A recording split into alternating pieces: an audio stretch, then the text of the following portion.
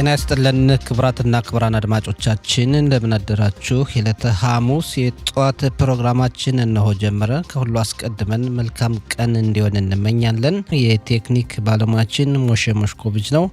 የተከበራችሁ አድማጮቻችን በቅድሚያ የሰዓቱን ዜና እናቀርባለን። እዛም የጋዜጦች አምድ ወቅታዊ ዘገባና ቃለ ምልልሶች እናቀርባለን። ቆይታችሁ እስከ ፕሮግራማችን መጨረሻ ድረስ እንዲሆን አስቀድመን እንጋብዛለን።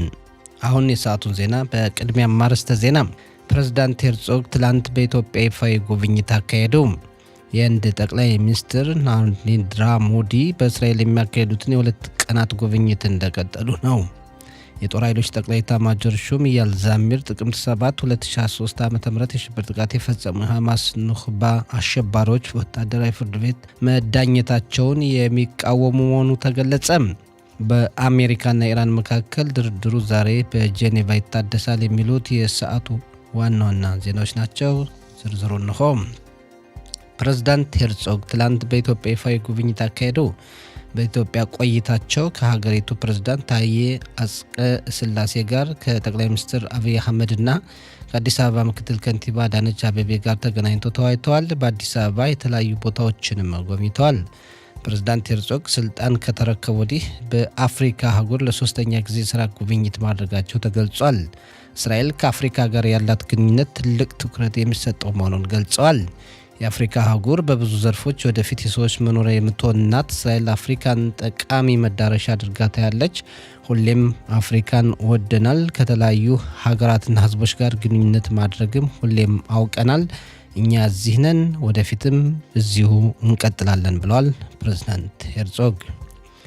የህንድ ጠቅላይ ሚኒስትር ሞዲ በእስራኤል የሚያካሄዱትን የሁለት ቀናት ጉብኝት እንደቀጠሉ ነው። ጠቅላይ ሚኒስትር ሞዲ በእስራኤል አቻቸው ቤንያሚን ኔታንያሁ ትላንት የሞቀ አቀባበል ተደርጎላቸዋል። ጠቅላይ ሚኒስትር ቤንያሚን ኔታንያሁ የህንዱ አቻቸው ሞዲን በክብር ከተቀበሉ በኋላ በክኔሴት ባሰሙት ንግግር እስራኤል እንደ ህንድ ከምንጊዜውም በላይ ጠንካራ ሀገር ናት። ጠቅላይ ሚኒስትር ሞዲ በሰው ልጆች ላይና በነጻ ሀገራት ላይ ስጋት የሆኑ አክራሪ እስላሞች ፊት የቆሙ ጀግና ናቸው። በአንድ ላይ እንደ ብረት የጠነከረ ወዳጅነት በጋራ እንገነባለን። የቃል ኪዳን ወዳጅነታችንም በክብር በጋራ ትብብርና ወደ መካከለኛው ዘመን ሊመልሱን የነበሩ አካላትን በጋራ መዋጋት ይሆናል ብለዋል ጠቅላይ ሚኒስትር ኔታንያሁ። ጠቅላይ ሚኒስትር ሞዲ ትላንት እስራኤል የመጡ ሲሆን በክኔሴት ተገኝተውም ንግግር አሰምተዋል። ሞዲ በእስራኤል ምልዓተ ጉባኤ ባደረጉት ንግግር የህንድና እስራኤል ወታደራዊ ትብብር ትልቅ ቦታ የሚሰጠው ነው። በሁለቱ ሀገራት መካከል ያለው ግንኙነት የጋራ ጥቅማቸውን የሚያስከብር ስለሆነ በእስያና በመካከለኛው ምስራቅ እድገትን እያመጣና አስተዋጽኦ እያበረከተ ይገኛል ብለዋል። ሞዲ ንግግራቸውን በመቀጠል ጥቅምት 7 ቀን 2023 ዓ.ም በሐማስ ሽብር ጥቃት ጉዳት የደረሰባቸውን ቤተሰቦች ከህዝብ ጋር ሁኜ አጽናናለሁ። ህመማችሁ ይሰማኛል፣ ሀዘናችሁም እንካፈላለን። ህንድ ከእስራኤል ጎን በቆራጠኝነት ትቆማለች፣ ለወደፊትም በዚህ መንገድ ትቀጥላለች ብለዋል ጠቅላይ ሚኒስትር ሞዲ። የክኔሴት አፈ ጉባኤ አሚር ኦሃና ለህንዱ ጠቅላይ ሚኒስትር ለየት ያለ የክኔሴቱን የክብር ሜዳሊያ አበርክተውላቸዋል። የህንዱ ጠቅላይ ሚኒስትር በጣም በደስታና በፍቅር ሽልማቱን የተቀበሉ መሆኑን ኤክስ በተሰኘው ማህበራዊ መገናኛ አውታራቸው ገልጸዋል። የክብር ሜዳሊያው የሁለቱን ሀገራት ጥልቅ ወዳጅነትና ሴት የሚያሳይና ትብብርን የሚያመለክት ነው በማለትም አድንቀዋል። የህንዱ ጠቅላይ ሚኒስትር ከእስራኤል አቻቸው ኔታንያሁና ሌሎች ከፍተኛ ባለስልጣናት ጋርም ተገናኝተው ይወያያሉ። ዛሬ የተለያዩ ቦታዎችንም ይጎበኛሉ። እስራኤልና ህንድ ጥሩ የሆነ ግንኙነት ያላቸው ሀገራት ናቸው። በኢኮኖሚና ደህንነት ዘርፍ ተባብረው ለመስራትም ብዙ ስምምነቶችን ዛሬ ይፈራረማሉ ተብሎ ይጠበቃል። የጦር ኃይሎች ጠቅላይ ኤታማዦር ሹም ኢያል ዛሚር ጥቅምት 7 ቀን 2023 ዓ.ም የሽብር ጥቃት የፈጸሙ የሐማስ ኑኽባ አሸባሪዎች በወታደራዊ ፍርድ ቤት መዳኘታቸውን የሚቃወሙ መሆኑ ተገለጸ። የካን የዜና ክፍል ትላንት እንደዘገበው የጦር ኃይሎች ኤታማዦር ሹሙ የሐማስ አሸባሪዎች በወታደራዊ ፍርድ ቤት እንዲዳኙ የማይፈልጉት ጦሩ የተለያዩ ተግዳሮቶችን ለመቋቋም ጥረት እያደረገ ስለሆነ በሌላ ጉዳይ መጠመድ አይፈልግም ማለታቸውን ቃል አቀባያችን ታማር አልሞግ ካደረሰችን ዜና መረዳት ችለናል። ያም ሆኖ የመንግስት ሕግ አማካሪዋና አቃቤ ሕግ የሰጡት አስተያየት እንደተጠበቀ ይሆናል በሚል ለወታደራዊ ፍርድ ቤቱ የሚስማሙ ዳኞችና አቃቤ ሕጎችን ለማግኘት ጦሩ ጥረት እያደረገ ነው ተብሏል። በአሜሪካና ኢራን መካከል ድርድሩ ዛሬ ይታደሳል። የሁለቱ ሀገራት ድርድር ዛሬ የሚካሄደው በስዊዘርላንድ ጄኔቫ ከተማ ሲሆን የዛሬው ለሶስተኛ ጊዜ ይሆናል። አሜሪካና ኢራንን እያደራደረች ያለችው ኦማን ስትሆን የኢራን ውጭ ጉዳይ ሚኒስትር አባስ አራክቺ ትላንት ከኦማን አቻቸው ጋር በጄኔቫ ተገናኝተው ተወያይተዋል። የአሜሪካው ምክትል ፕሬዝዳንት ጄዲ ቫንስ ትላንት እንደተናገሩት ከሆነ ፕሬዝዳንት ትራምፕ ኢራን የኒውክሌር ጦር መሳሪያ ባለቤት እንድትሆን በጭራሽ አይፈቅዱም ብለዋል። አሜሪካና ኢራን በዋናነት እየተደራደሩ ያሉት በኒውክሌር ዙሪያ ቢሆንም የኢራን የባሊስቲክ ሚሳኤል ግንባታ መቆም፣ ለሽብርተኞች የምትሰጠው እርዳታ መቋረጥና በኢራን ሕዝብ ላይ ጥቃት ማድረሱን መተው አሜሪካ የምትፈልጋቸው ነገሮች መሆናቸው ይነገራል። አሜሪካና ኢራን ዛሬ በጄኔቫ የሚያካሂዱት ድርድር ወሳኝ መሆኑ ተገልጿል። በተለይ ሁለቱ ሀገራት ከተግባቡ ወደ ጦርነት እንዳይገቡ ሊያደርግ የሚችል ሲሆን መግባባት ካልቻሉ ደግሞ አሜሪካ በኢራን ላይ ጥቃት እንድትፈጽም የሚያደርግ ሊሆን ይችላል ተብሎ ይገመታል። አሜሪካና ኢራን ውይይቱን በአንድ በኩል እያካሄዱ ወታደራዊ ኃይላቸውን ደግሞ እያጠናከሩ ይገኛሉ። አሜሪካ በመካከለኛው ምስራቅ ተዋጊ አውሮፕላኖችን፣ መርከቦችን፣ ሚሳኤሎችና ሌሎች የጦር መሳሪያዎችን ወደ አካባቢያችን ማቅረቧና ማምጣቷ ይታወቃል። በመጨረሻም የአየር ንብረት ትንበያ በዛሬው ዕለት ቀዝቃዛማ አየር ጸባይ ይኖራል። በሰሜንና ማዕከላዊ የሀገሪቱ ክፍል ዝናብ ይዘንባል። ከሰዓት በኋላ በኔጌቭም አልፎ አልፎ ይዘንባል። ጭጋጋማ አየር ጸባይም ይኖራል። በሄርሞን አካባቢ በረዶ ይጥላል ብለዋል የአየር ንብረት ትንበያ ባለሙያዎች። የዛሬው የሙቀት መጠን በዲግሪ ሴንቲግሬድ በኢየሩሳሌምና አካባቢው 12፣ በቴልአቪቭና አካባቢው 17፣ በኤርሸባና አካባቢው 16፣ በሃይፋና አካባቢው 17፣ በኤላትና አካባቢዋ 23 ዲግሪ ሴንቲግሬድ ይሆናል ብለዋል የአየር ንብረት ትንበያ ባለሙያዎች። የተከበራችሁ አድማጮቻችን ለሰዓቱ ያለን ዜና ይህን ይመስላል።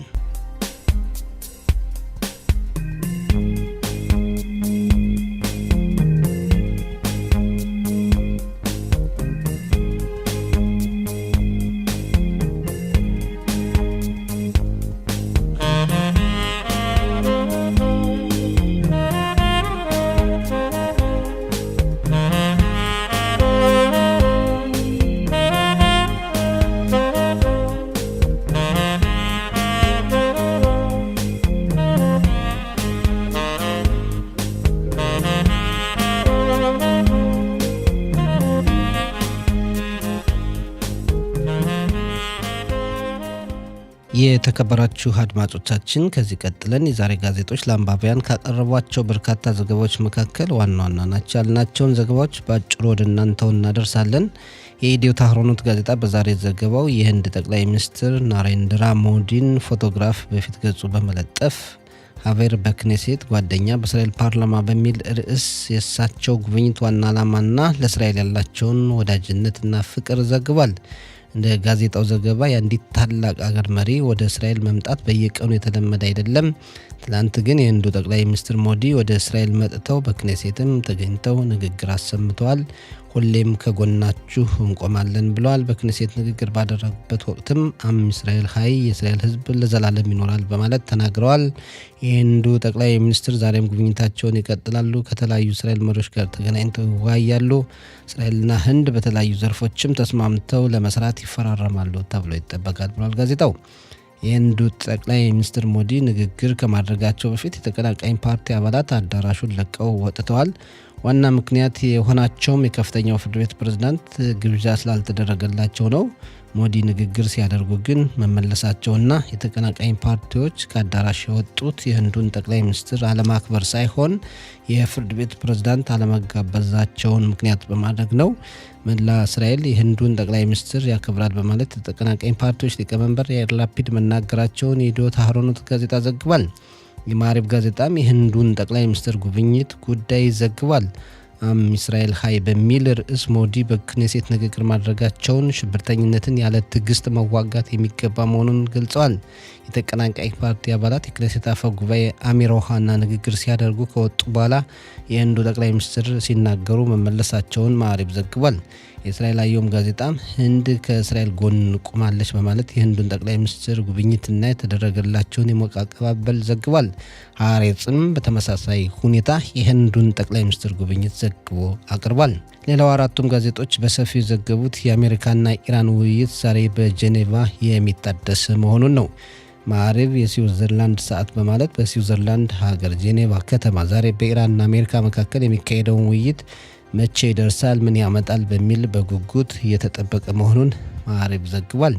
ማዕሪብ የአሜሪካው መንግስት የመካከለኛው ምስራቅ ልዩ መልእክተኛ ስቲቭ ዊትኮፍና የኢራን ውጭ ጉዳይ ሚኒስትር አባስ አራግቺን ፎቶግራፎች ጎን ለጎን በማስቀመጥ የሁለቱን ሀገራት ባለስልጣናት ዛሬ በጄኔቫ ይገናኛሉ፣ በኢራን የኒውክሌር እቅድ ዙሪያ ከስምምነት ለመድረስ ይሞክራሉ ብሏል። የአሜሪካው ፕሬዝዳንት ዶናልድ ትራምፕ ኢራን በፍጹም የኒውክሌር ጦር መሳሪያ ባለቤት አትሆንም፣ ጉዳዩ በስምምነት ቢያልቅ የተሻለ ነው፣ ካልሆነ ግን ወታደራዊ አማራጭ መኖሩን ተናግረዋል።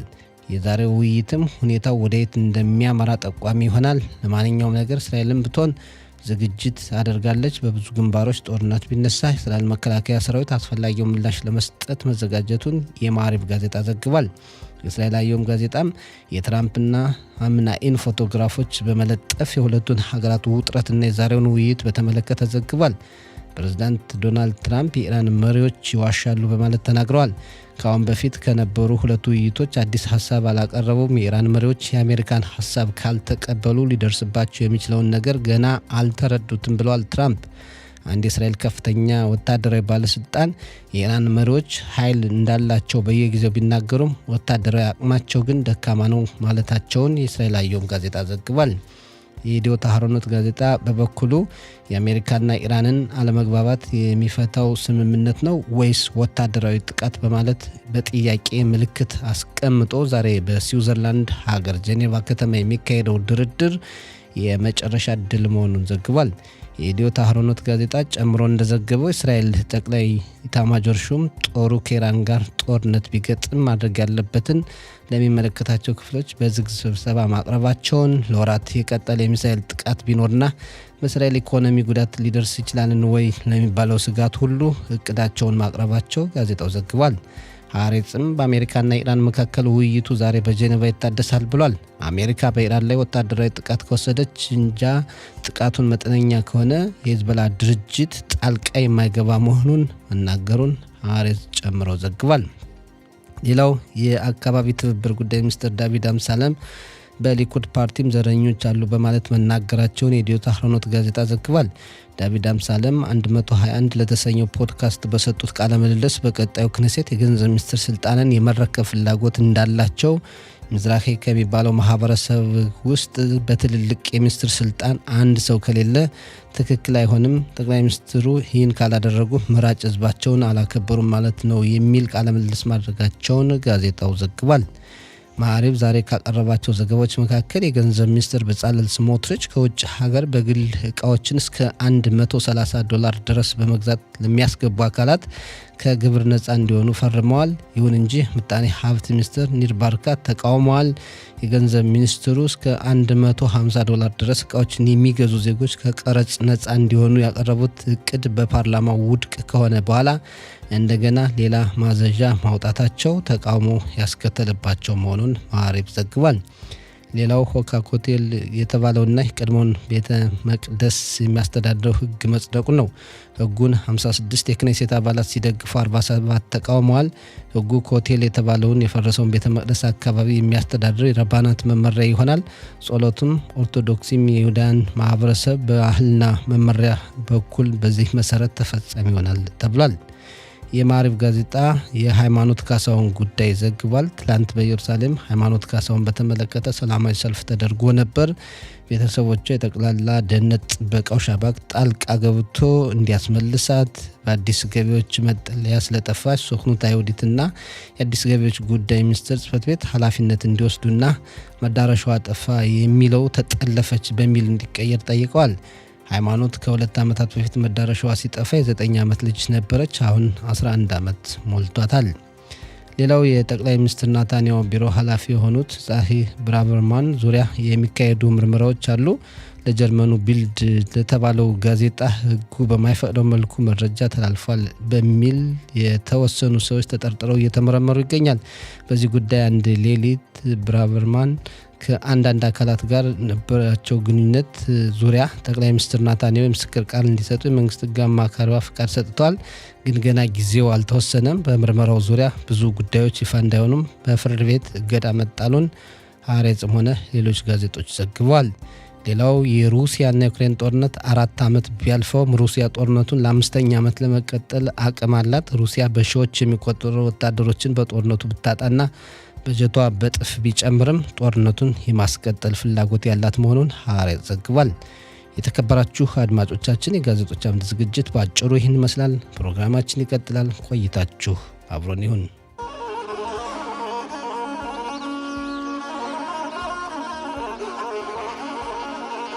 የተከበራችሁ አድማጮቻችን ስርጭታችን እንደቀጠለ ነው። አሁንም ወቅታዊ ዘገባዎችን እናቀርባለን። ወቅታዊ ዘገባውን እንዲመለከትልን የጋበዝነው የቀድሞ የክኔሴት አባልና በአሁኑ ሰዓት ደግሞ በትምህርት ዘርፍ የሚሰራውን አቶ ፈንታሁን ስዩም ነው። ጤና ይስጥልን፣ እንደምን አደርክ? ሰላም ጤና ይስጥልኝ ሰጠኝ። እንዲሁም አድማጮች እየሮጥክ ነው ያዝንህ?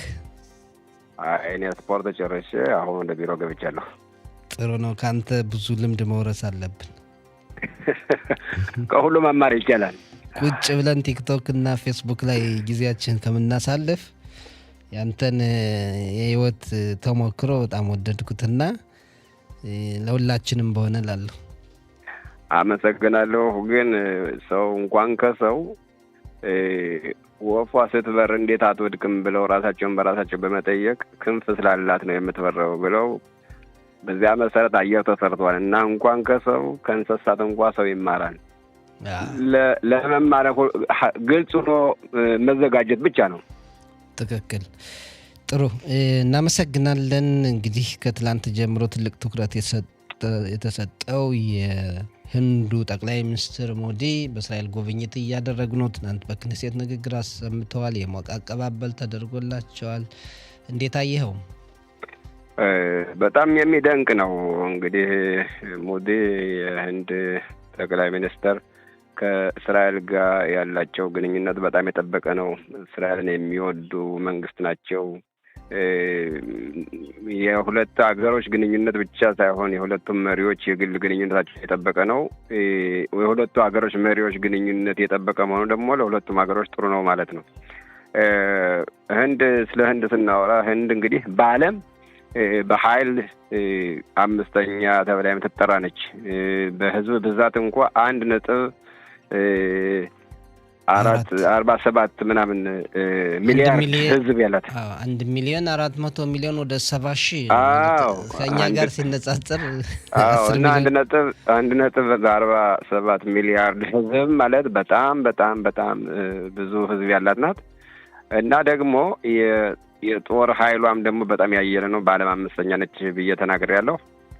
ዋናው ደግሞ እኛ መመልከት ያለብን ህንድ ጋር ፓኪስታን የምትባል አገር አለች። በሁለቱም ሀገሮች ላይ ያው ጦርነት ይካሄድ ነበር፣ ሰላም የለም። በእነሱ መካከል ላይ የሆነ ቦታ አለ ካሽሚር የሚባል፣ በዚያ ተነስቶ ብዙ ጦርነቶችም ተላልፈው ካሽሚር እና ሁለቱም በጣም ኃይል ያላቸው ናቸው። ኒውክሌር አላት ፓኪስታንም፣ እነዚህም ኒውክሌር አላቸው እና ዓለምን የሚያሰጋው የሁለቱ ጦርነት በዚህ ጉዳይ እንዳያነሱ ነው።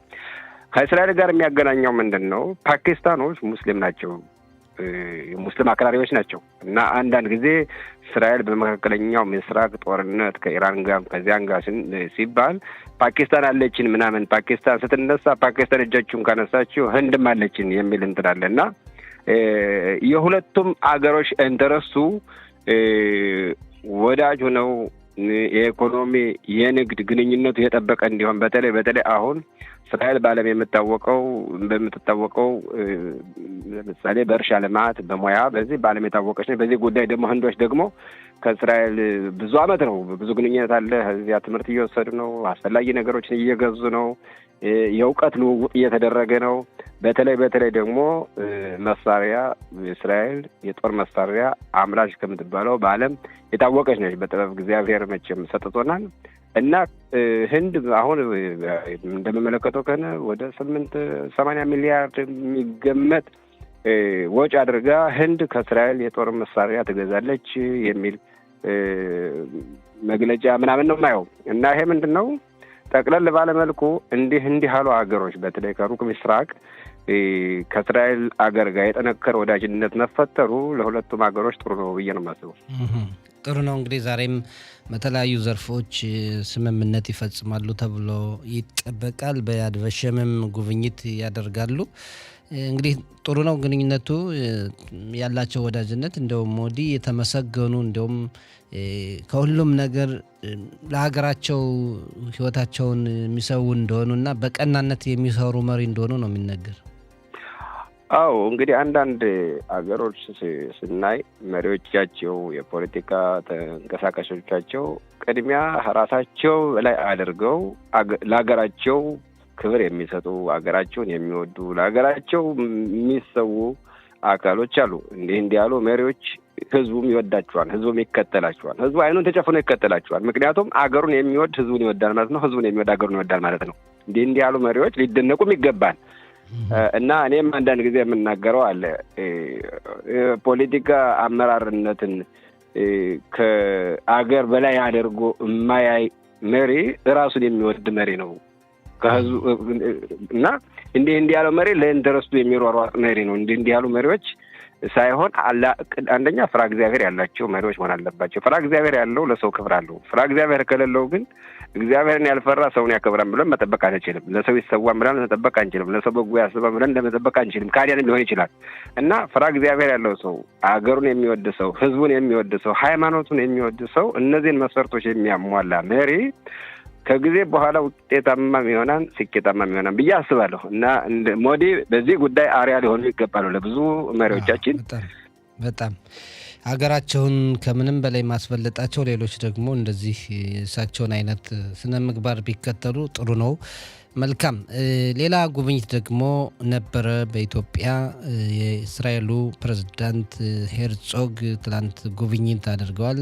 ከጠቅላይ ሚኒስትር አብይ አህመድ ከኢትዮጵያው ፕሬዝዳንት ጋርም ተገናኝተዋል። እንዴት ተመለከትከው? በመጀመሪያ እንግዲህ ኢትዮጵያና እስራኤል ያላቸው የዲፕሎማሲ ግንኙነት ብዙውን ጊዜ ይፋ ያልሆኑ ግንኙነቶችም አሉ፣ ይፋ ሆነው ዓለም የሚያውቃቸው ግንኙነቶችም አሉ።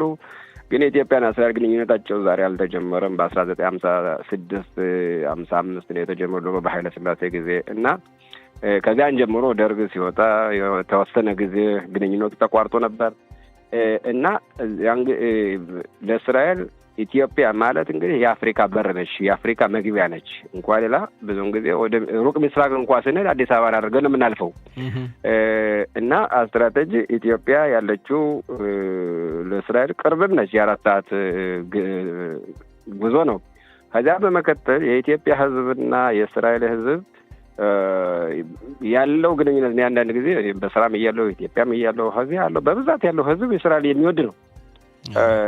አንዳንድ ሰዎች አዛውንቶች እንኳ የክርስትና እምነት ተከታይ ሆነው እንኳ በሚደናገጥ ጊዜ የእስራኤል አምላክ የሚሉ ሁሉ አሉ እና እኔ ብዙውን ጊዜ የምናገረው የኢትዮጵያ ሕዝብ የክርስትና እምነት ተከታዩ በዓለም ከዓለም ክርስትና እምነት ተከታዩ ግንኙነታቸው ሃይማኖታቸው ወደ እስራኤል ይቀርባሉ ብዬ ነው የማስበው እና ከዚህ አንጻር ሁለቱም ሀገሮች የረጅም ጊዜ ወዳጅነት አላቸው።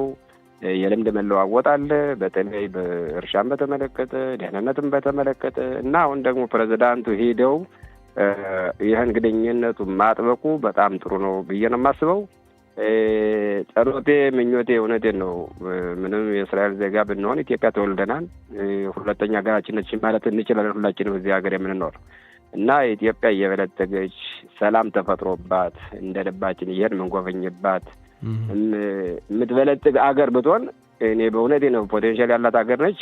ጸሎቴ ምኞቴ ነው በግሌ እና የዚህ አይነት ግንኙነት ለኢትዮጵያም የሚረዳ ከሆነ የሚያራምዳት ከሆነ የበለጠ ግንኙነት ቢሆን በጣም ደስተኛ ነው የምሆነው እና ግንኙነቱ በጣም ጥሩ ነው ብዬ ነው የማስበው። አዎ የሁላችንም ምኞት ነው። ሰላሟ እንዲሰፍን እንመኛለን።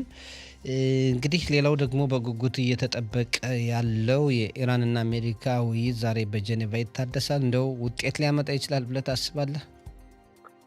እኔ ከመጀመሪያው እንግዲህ የግል አስተያየቴ ነው። ይሄ ሰላም ይፈጠራል እንደራደር አለን የሚሉት አሜሪካኖችም ይሄ ይሆናል ብለው እያመኑ አይመስለኝም። ኢራኖችም ይሄ ውጤታማ እንደማይሆን ውስጣቸው ያምናል። ይሄው እንደው ዝም ብሎ ሞክረን ነበር ለማለት አንድ፣ ሁለተኛ ደግሞ ቅድመ ዝግጅት ለማድረግ ጉዳዩን ለማራዘምና በሚያመቻቸው ጊዜ በተዘጋጁ ጊዜ ጦርነቱን ለመክፈት ካልሆነ በስተቀር ኢራኖች በፍጹም ፍቃደኛ ሆነው ይሄ የኒውክሌር ማምረታቸውን መሳሪያ ማምረታቸውን አያቆም። አይዲዮሎጂያቸው ይሄ እኮ ከሃይማኖታቸው ጋር የተያያዘ እኮ ነው፣ እምነታቸው እኮ ነው። እስራኤል በመካከለኛው ምስራቅ መኖር የለባትም ብለው የሚያምኑ ናቸው። እና እነሱ ያንን ተው ማለት የእነሱ ስልጣን ትርጉም የለውም ማለት ነው። ያ ደግሞ ሊሆን አይችልም። አሁን ይሄ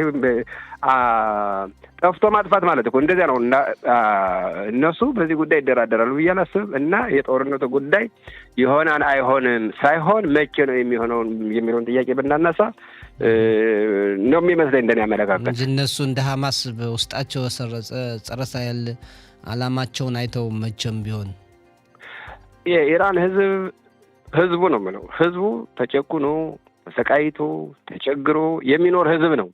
በአመራሩ ማለት ነው። የአመራሩ አጀንዳቸው እምነታቸው እና የህዝቡ ልዩነት አለው። ህዝቡ በአፈሙዝ ተይዞ ነው የሚገዛው፣ በጉልበት ነው። የዲሞክራሲያ ግዛት አይደለም እዚህ ያለው እና የሚመጣው ጦርነት እቅዱ ዓላማው የኢራን ህዝብ የሚፈልገው ይሄ የሺአ አመራር ከስልጣን እንዲወርድላቸው ነው። ያ ደግሞ መሆን የሚቻለው በሁለት መንገድ ነው። አንደኛ የጦር እርምጃ ሲወሰድባቸው፣ ሁለተኛ ህዝቡ ክፍተቱን ተጠቅሞ ሲወጣና ሲዋጋ ስልጣኑን ሲይዝ ነው። አዎ እንግዲህ አስቸጋሪ ነው ህዝቡም ያለበት ሁኔታ። መሪዎቹ ያው 47 ዓመታትን ያክል ሲያካሄዱት የነበረውን አይዲዮሎጂ ወይም እምነታቸውን የሚቀይሩበት ሁኔታ በቀላሉ የማይኖር ነው የሚመስለው። ጥሩ ማጠቃለያ ካለህ? ማጠቃለያ እንግዲህ የዚያ የኢራን መንግስት አመራር እኮ ህዝቡ ሰላማዊ ሰልፍ ቢወጣ እኮ በገዛ ኃይሉ የገዛ ህዝቡን የጨፈጨፈ ህዝብ ነው። በጣም ጨካኞች ናቸው። ይሄ ምንድን ነው? ቅድም የተናገረው ነው። ስለሙዲ ከራሳቸው በላይ አድርገው አገርና ህዝብን የሚያዩ መሪ ናቸው። እነሱ ደግሞ ከህዝባቸው በላይ አድርገው ከራሳቸው ብቻ የሚያዩ ናቸው። እኛ ከስልጣን ከምንወርደው ህዝባችን ብንጨፈጭፍ ይሻላል ብሎ የሚያስቡ አመራር ነው ያሉት። በጣም አስቸጋሪ ነው። ጥሩ አቶ ፈንታሁን ስዩም በጣም ነው የምናመሰግን። መልካም ቀን ለሁላችን። አመሰግናለሁ። መልካም ቀን። ቻው።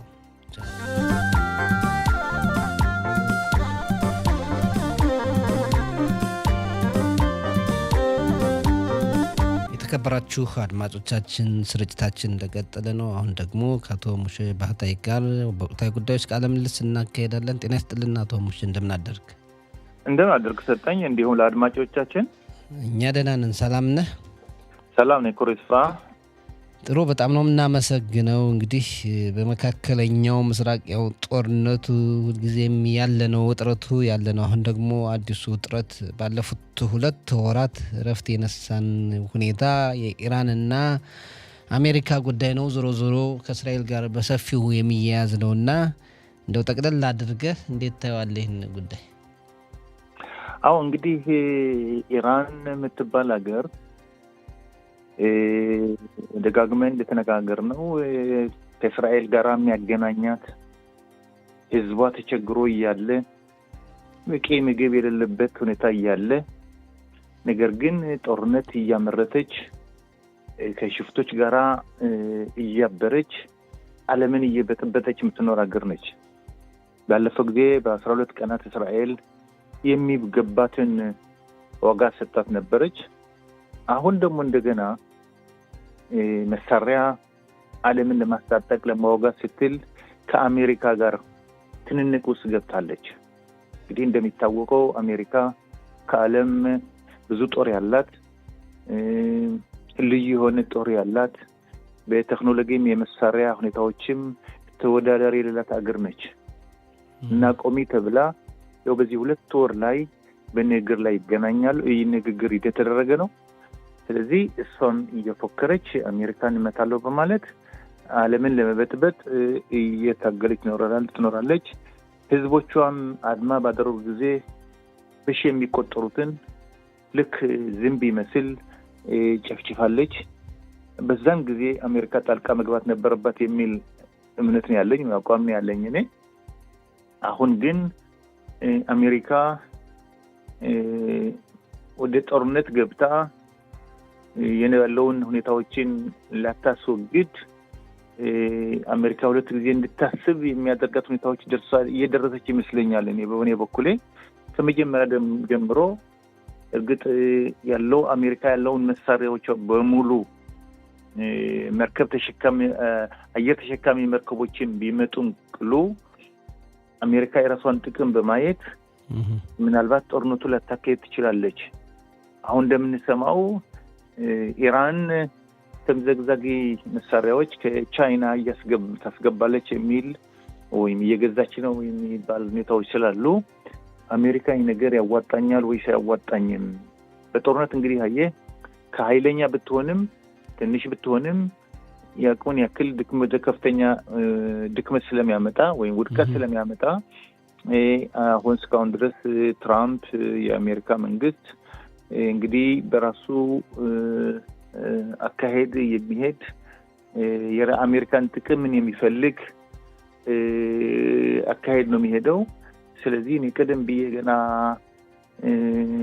መጣሁኝ፣ ቆዩኝ፣ ጠብቁኝ፣ ልመጣ ነው፣ ልደበድብ ነው ሲል ይሄ አባባል ያዙኝ አይነት ነው ያለው የሚላቋም ነበረኝ። እና አሁንም ያለየለት ነው።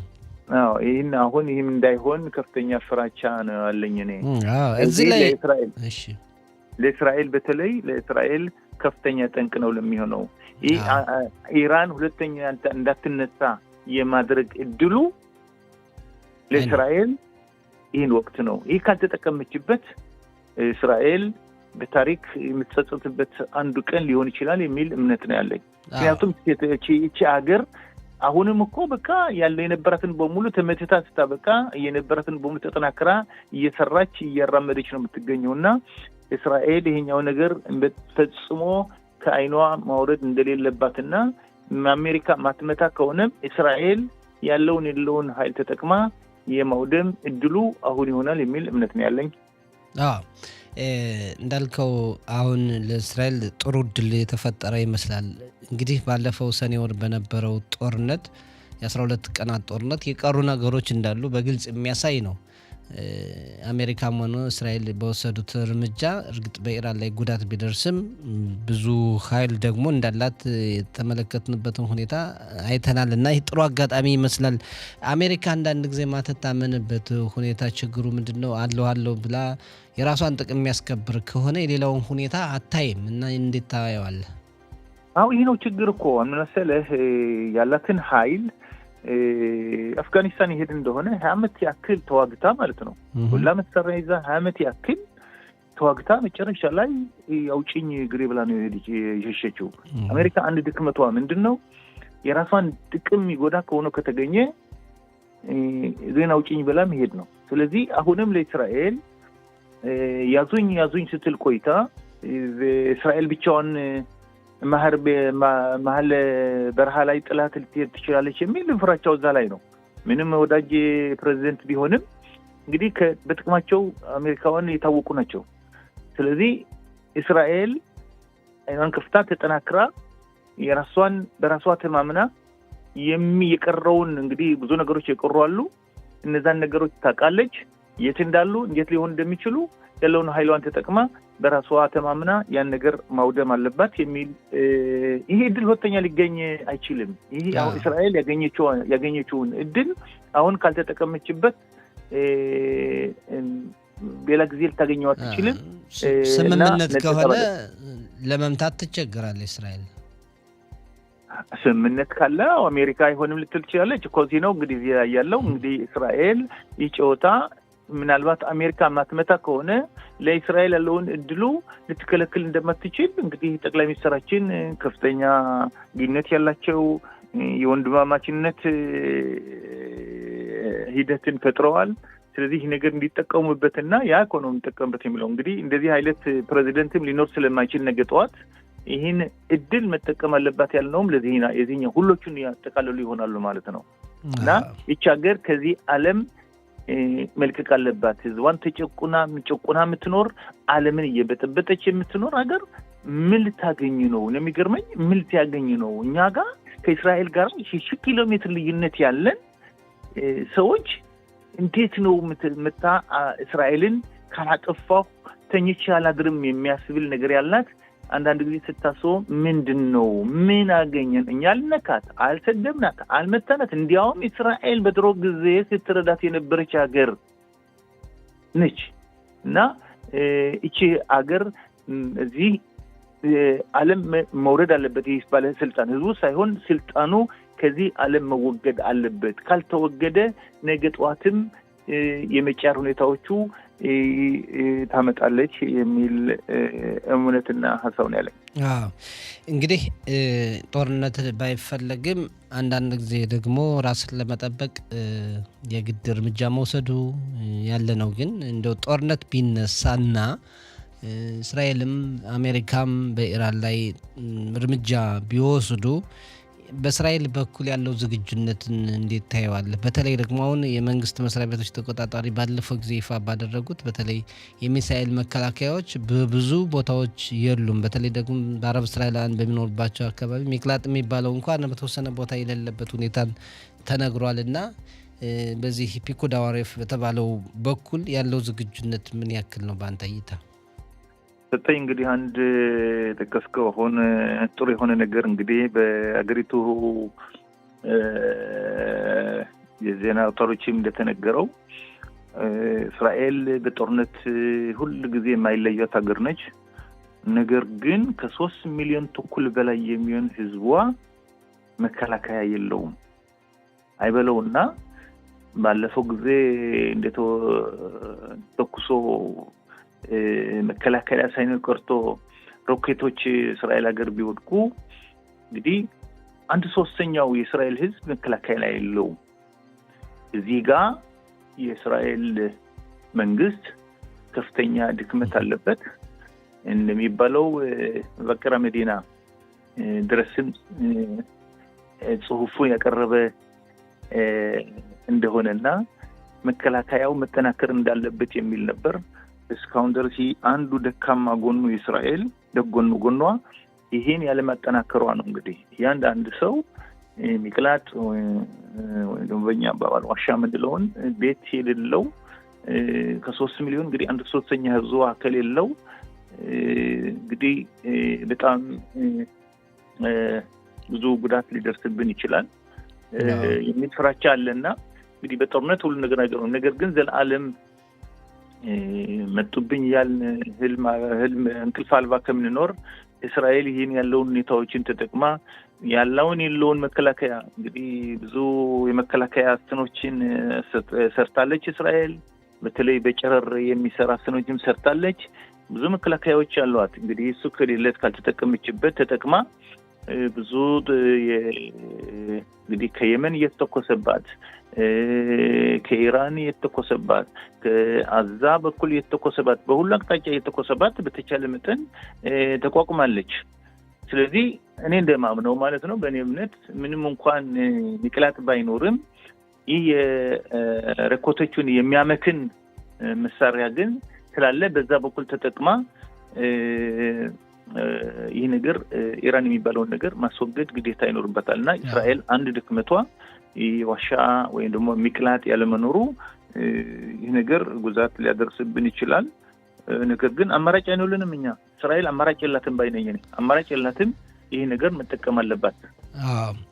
ሌላው እንግዲህ መቼም ጦርነት ሲገጠም እናሸንፋለን ነው አይተነዋል። በተለያዩ ጊዜዎች መሪዎች እናሸንፋለን ይላሉ። በተጨባጭ ደግሞ አንዳንድ ጊዜ ታሰበው ሳይሆን እናያለን። በጋዛ እንኳን 2 ዓመት በላይ የፈጀበት ሁኔታ አለና እንደው የኢራንን ወታደራዊ አቅምስ መናቅ ይቻላል ወይ? እስራኤልና አሜሪካ የተሻለ ቴክኖሎጂን ቢይዙም የኢራን ወታደራዊ አቅም እንዴት ነው? እንግዲህ ኢራን ትልቅ ሀገር ነች፣ የቆየች ሀገር ነች። እንዳልነውም አቶሚክ ቦምብ መስራት መጨረሻ ላይ የደረሰች ሀገር ነች። ብዙ ጦር ያላት ብዙ ህዝብ ያላት ሀገር ነች። ቀላል የሚባል አይደለም። አሁንም እኮ ትራምፕ ይህን በማሰብ ምናልባት ጦርነት ቢከፍት ምናልባት ሶስተኛ የዓለም ጦርነት ይከፈት ይሆን ከሚል ፍራቻ ወደ ኋላ የሸሸበትን መንገዱ አንድ ይሄ ነው። አሜሪካ በዚህ መርከቦቿ ስታስጠጋ እኮ እሱ ምንም ሳይል እኮ የወታደር ስልጠና ነበር የሚያደርገው። ልምዶችን ሲያደርግ ነበር አሜሪካን ለማጥቃት ማለት ነው። ስለዚህ ልክ ሀያል ብትሆንም ብዙ ጦር ቢኖራትም ኢራን የምትናቀገር አይደለችም፣ የምትናቀገር ትንሽ ሀገር አይደለችም። ስለዚህ ብዙ ጉዳት ልታደርስባት ትችላለች። ለምን ገባሁ የምትልበት ሁኔታም ሊፈጠር ይችላል፣ አይታወቅም። እንግዲህ ናቂ ያስረግዛል ነው የሚባል አባባል አለ በእኛ ባህል እና የምትናቀገር አይደለችም እና ነገር ግን እስራኤል ይህን እድል ተጠቅማ መግባት አለባት። እንግዲህ አስፈላጊ ከሆነም አሜሪካዋ ብቻዋ ሳትሆን እስራኤል ለራሷ ደህንነቷ ስትል ተጨምራበትም ቢሆን እንግዲህ እነሱ መሪዎቻችን ያውቃሉ፣ ገብታም ቢሆን ከአሜሪካ ጋር በመሆን መንግስቱን የሚወድቅበትን መንገድ መፈለግ አለበት። ሁለተኛ አድማ አለ። እንግዲህ ከኢራን ውስጥ አድማ ነበር፣ ኃይለኛ አድማ እያለ የዛን ጊዜ ቢሆን ኑሮ እንግዲህ ህዝቡ ነበር የሚጥላቸው። አሁንም አለ። አሁን ዩኒቨርሲቲዎች አካባቢ አድማ እያደረጉ ናቸው። ስለዚህ ይህን ተጠቅሞ መምታቱ ብቻ ዋጋ የለውም። እንግዲህ ለአንድ ጦርነት ዓላማ መኖር አለበት።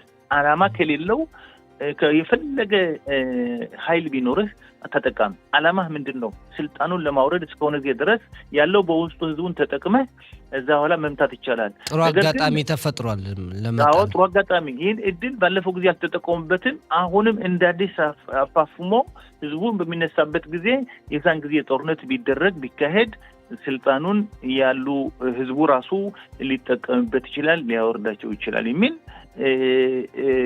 ሀሳቦች እኔ ያሉት። ይህ ካልተጠቀምንበት ግን ብዙ ዋጋ ሊያስከፍለን ይችላል።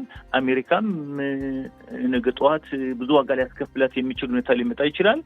እንዲያውም እንደሚባለው አሜሪካም በሚቀጥሉት በዚህኛው ዓመት መጨረሻ ምርጫ የምታካሄድበት ነውና ፕሬዚደንቱ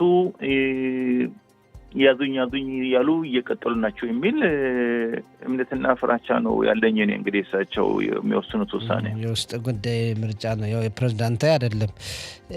አሁን እንግዲህ ትልቅ ቦታ መሰጠት ያለበት ነው የኢራን ጉዳይ። ትልቁ ጦስ ለእስራኤል ነው የሚተርፈው። እስራኤልን አጋጣሚ ካልተጠቀመችበት ችግር ነው። አቶ ሙሼ በጣም ነው የምናመሰግን። መልካም ቀን እንመኝልሃለን። መልካም ቀን። ቻው።